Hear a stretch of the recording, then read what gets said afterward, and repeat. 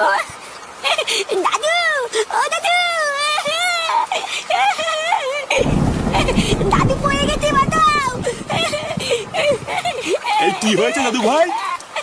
দাদু বাঁচাও।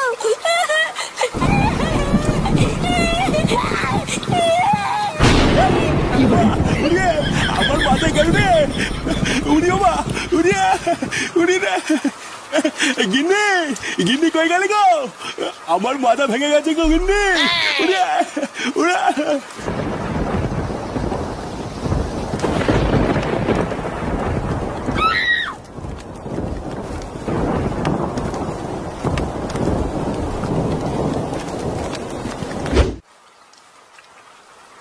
পটুদা, মাল নিয়ে চলে এসেছি। মালের একটু বাংলা আনতে কি এতক্ষণ সময় লাগে নাকি? লেওরা সেই 1 ঘন্টা ধরে অপেক্ষা করছি। আরে একটু বাইরে বেরিয়ে দেখো বাইরের কি অবস্থা। যা সেটা ভাঙা বৃষ্টি পড়ছে না, ছাতা মাতা কিছুই মানছে না। বালের অসময়ে বৃষ্টি হওয়ারও আর সময় পায় না। লেওরা মাল কয় বোতল এনেছিস? এই তো পটুদা, 4 বোতল। আজকে বৃষ্টির মধ্যে সারা দিনটা শুধু মালই খাবো। আরে সে না হয় খাবো, কিন্তু ভোদার বাল ফুটোটা কোথায়? চোদনাটাকে বারবার বলে দিলাম তাড়াতাড়ি আসবি, দেখেছিস মালটা এখনো আসেনি। ও তুমি চাপ নিও না পল্টুদা, ও হচ্ছে ফুটো, বুঝলে তো?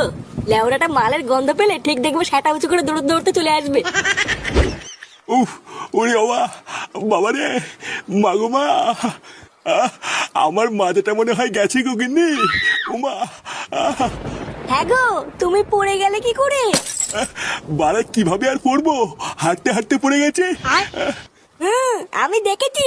জানো ঠাকুমা, দাদু দৌড়াতে দৌড়াতে আসছিল, হঠাৎ দেখলাম টিটকেলি পড়ে গেল। কি বলছিস বলা? হ্যাঁ, টিটকেলি পড়ে গেছে। হ্যাঁ হ্যাঁ, আমি নিজের চোখে দেখেছি। শান্তির ছেলে খুব হাসি পাচ্ছে তাই না? চোরের বাচ্চা মারানোর ক্ষমতা নেই, অথচ দাঁত সবসময় বেরিয়ে থাকে। কার মারানির ছেলে দেখছে পড়ে গেছি, আর সেই থেকে দাঁত কেলেই যাচ্ছে। আমা, আমি একটু ক্লাবে গেলাম। কি হয়েছে? ক্লাবে যাবি মানে? চুদির ভাই মানুষ বৃষ্টির চোদনে ঘরে শুয়ে রয়েছে, আর তুই এর ভিতরে ক্লাবে যাবি? যা ওরা ঘরে যা।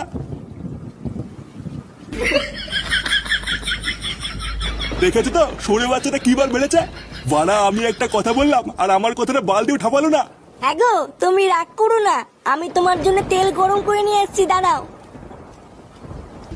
জয় বগুলা মাতা শক্তিধারী, সারা জীবন যেন এইভাবেই মাল খেতে পারি।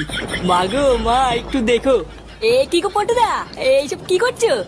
আরে পাগল, মাল হচ্ছে ভগবানের মতন, তাই খাওয়ার আগে একটু পুজো দিয়ে নিলাম, এতে ভগবান সন্তুষ্ট থাকে, বুঝলি